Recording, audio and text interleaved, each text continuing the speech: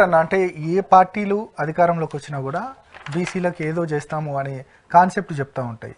ఇప్పుడున్న ప్రస్తుత పరిస్థితులలో నిజంగా ఈ కులగణననే కాలేదు పూర్తిగా, నిజంగానే ఈ రిజర్వేషన్ల అంశానికి సంబంధించి ఇప్పుడు అదే విషయంలో ఇప్పుడు వాళ్ళు బీసీ కమిషన్ వేసినారు. డెడికేటెడ్ కమిషన్ అంటేనేమో రాజకీయ పార్టీతో అనుబంధంగా లేకుండా ఇండిపెండెంట్గా ఉండి స్వతంత్రంగా పనిచేయగలిగేటువంటి ఒక కమిషన్.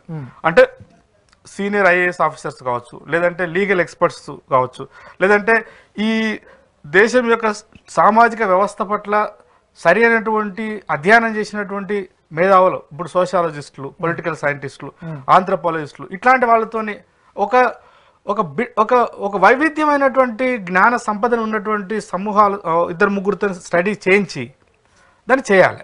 ఇప్పుడు బీసీ కమిషన్ వాళ్ళు ఏంది, వాళ్ళందరూ కాంగ్రెస్ పార్టీ అనుబంధంగా పనిచేసి చాలా కాలంగా పనిచేసిన వాళ్ళు. ఇప్పుడు మొన్న పెట్టిన బీసీ కమిషన్ ఏంటంటే అది రాజ్యాంగబద్ధమైన సంస్థనే, కానీ ఒక్కటి మాత్రం దానికి చాలా పరిమితులు ఉంటాయి. గతంలో కేసీఆర్ ప్రభుత్వం ఉన్నప్పుడు కూడా 2 సార్లు బీసీ కమిషన్లు వేసారు. ఆ బీసీ కమిషన్లో కొంత అవగాహన ఉన్న వాళ్ళు పనిచేశారు. ఉదాహరణకు అప్పుడు వకలాభరణం ఉండే చైర్మన్గా బిఎస్ రాములు గారు ఉండే, తర్వాత వకలాభరణం గారు ఉండే, అట్లాగే నా స్నేహితుడు అంజనేయులు గౌడ్ కూడా ఉండే. దాంట్లో వాళ్ళంతా కొంత సామాజిక స్పృహతో పనిచేసినారు. వాళ్ళు చాలా అధ్యయనం చేసినారు, చాలా రకాల లెక్కలు తీసుకొచ్చినారు. కానీ వాళ్ళు ఎంత సమాచారం తీసుకొచ్చినా ప్రభుత్వం దగ్గర చిత్తశుద్ధి లేదని చెప్తున్నా. ఇవాళ కూడా అదే జరగబోతుంది. గతంలో వాళ్ళు 10 సంవత్సరాల కాలం కష్టపడి సంపాదించినటువంటి మొత్తం సమాచారాన్ని ఇవాళ ప్రభుత్వం పరిగణలోకి తీసుకోవాలి. ఒకటి. రెండోది, ఇప్పుడు వేసినటువంటి కమిషన్లో కూడా కొంత ఈ బీసీ సామాజిక వర్గాల పట్ల అవగాహన ఉన్న వాళ్ళు కొంతమంది ఉన్నారు. ఉదాహరణకు ఈ సందర్భంగా I must congratulate Balalakshmi, Osmania university నుంచి ప్రాతినిధ్యం ఉంది. ఆమె అందులో ఇప్పుడు ఒక మెంబర్గా ఉన్నది. సో అట్లాంటి వాళ్ళు వచ్చినప్పుడు పార్టీలో కొంత కొట్లాడి సాధించాలి. ఇప్పుడు రేవంత్ అన్న నాకు అవకాశం ఇచ్చిండని చెప్పేసి మళ్ళీ జీహూజూరు అనవలసిన అవసరం లేదు. వాళ్ళ పార్టీలను కూడా ప్రజాస్వామీకరించాలి. అట్లా ఈ రకంగా చూసినప్పుడు ఇప్పుడు వాళ్ళు, నాకు తెలిసి వాళ్ళు పెద్దగా ఇండిపెండెంట్గా వివరించడానికి ఆస్కారం లేదు. బట్ అయినప్పటికీ నాలాంటి వాళ్ళని సమాజం అంతా కూడా అడగాలి, ప్రశ్నించాలి.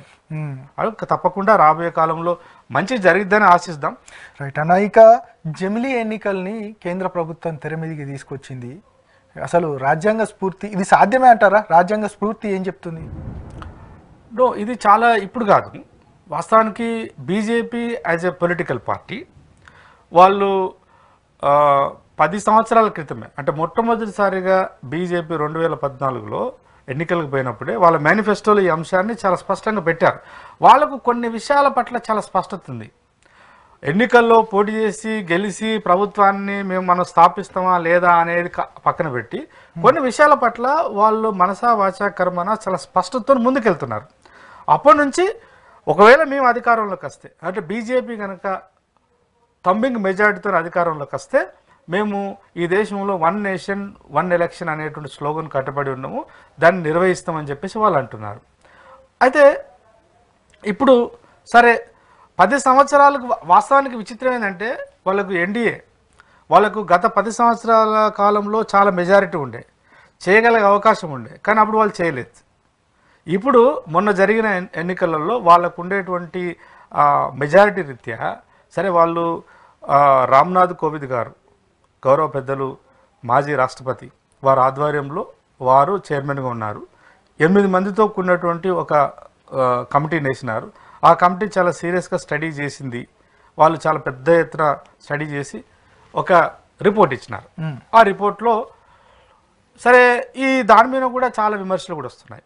సరే విమర్శలు ఏంటంటే ప్రధానంగా నాలాంటి వాళ్ళకి, with due respect and Ramnath Kovind and the members of that committee, ఆ కమిటీలో ఒక బలమైనటువంటి రాజకీయ నిర్ణయంతో ముందుకు పోవాలనుకున్నప్పుడు ఏ పార్టీ అయినా కూడా దాంట్లో మెంబర్స్ ఎవరు అనేది కూడా చూస్తారు.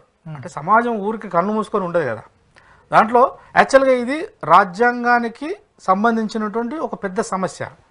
ఇప్పుడు జమిలీ ఎన్నికలు ఏదంటే ఒకేసారి దేశానికి సంబంధించిన మొత్తం లోక్సభ ఎన్నికలకు ఈ దేశంలో 29 రాష్ట్రాలు ఉన్నాయి, దాదాపు కేంద్రపాలిత ప్రాంతాలు ఉన్నాయి. కొన్ని కేంద్రపాలిత ప్రాంతాలలో కూడా లోక్సభకు డైరెక్ట్ ఎన్నికల ద్వారా ఎన్నిక కావాల్సి ఉంటుంది. అంటే 29 రాష్ట్రాలు, ఈ దేశంలో ఉన్నటువంటి ఢిల్లీ లాంటి ఇతర ప్రాంతాలకు సంబంధించిన కేంద్ర ప్రభుత్వ ప్రాంతాలు, ఢిల్లీ తర్వాత ప్రత్యేక రాష్ట్రం అయిందనుకోండి, ఈ మొత్తం అన్నిటి కలిపి ఒకేసారి ఎన్నికలు నిర్వహిస్తాం అంటున్నారు వాళ్ళు చెప్తున్నటువంటిది. అయితే ఇది మరి వాళ్ళు ఎందుకు అంటున్నారు అంటే వాళ్ళ యొక్క ఉద్దేశం ఏంటంటే సైద్ధాంతికంగానే బీజేపీ అది రాజకీయ అంశమైనా, సామాజిక అంశమైనా, సాంస్కృతిక అంశమైనా, ఆధ్యాత్మిక అంశమైనా, ఏ అంశమైనా కానీ యూనిటీ అంటే యూనిఫైడ్, ఏకత్వం, ఏకీకరణ అంటే మనమంతా ఒకటే అనేటువంటి సూత్రబద్ధంగా దానికి వాళ్ళు అనుగుణంగా పనిచేసుకుంటూ పోతున్నారు. దానిలో భాగంగానే ఈ రాజకీయ నిర్ణయం వాళ్ళ స్లోగన్ వచ్చింది. మొన్న కమిటీ రిపోర్ట్ ఇచ్చిన మాట వాస్తవం. కమిటీ రిపోర్ట్ ఇస్తూ చైర్మన్ గారు వివరించిన వాళ్ళు ఏమంటే మాకు మెజారిటీ పార్లమెంట్లో లేకపోవచ్చు, కానీ రాజకీయాల అతీతంగా ఈవెన్ యూపీఏ